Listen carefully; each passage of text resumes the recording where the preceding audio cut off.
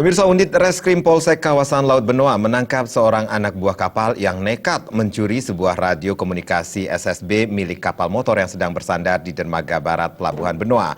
Tersangka mengaku mencuri lantaran terdesak biaya pulang kampung serta untuk membeli oleh-oleh.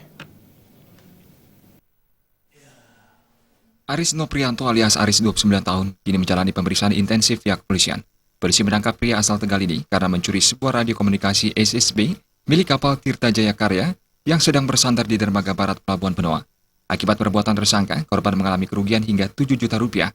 Tersangka yang telah belasan tahun menjadi ABK ini masuk ke dalam ruangan nahkoda dengan meloncati jendela kamar. Saat itu tersangka hendak menemui nahkoda kapal, namun orang dicarinya sedang dalam keadaan mabuk. Selanjutnya, tersangka menemui temannya SH untuk minum miras di 3 tempat yang berbeda.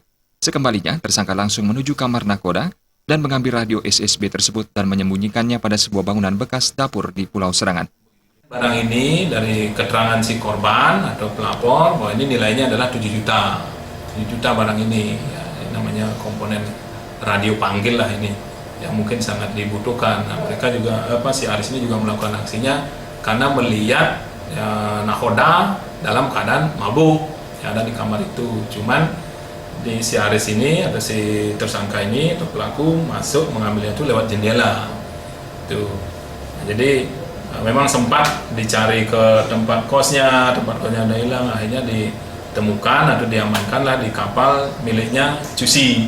Tersangka Aris mengaku mencuri lantaran terdesak uang untuk pulang kampung karena sejak puluhan tahun tidak pulang ke kampungnya. Selain itu, keinginan untuk membelikan oleh-oleh untuk orang tuanya juga menjadi pemicunya. Selama bekerja sebagai ABK belasan tahun, penghasilan yang didapat selalu diserahkan kepada kekasihnya. Saya kepengen kirim ke Jawa untuk kakak. Lebaran kan udah nggak pernah kirim. 10 tahun udah pernah pulang.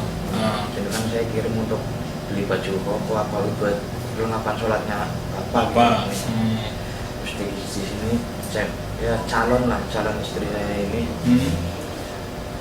bilang lagi-lagi bilangnya minta uang ini itu. Polisi menjerat tersangka dengan pasal 362 KUHP dengan ancaman 7 tahun penjara. Tersangka kini menyesali nasibnya di dalam sel tahanan. Rai Swantara, Bali TV.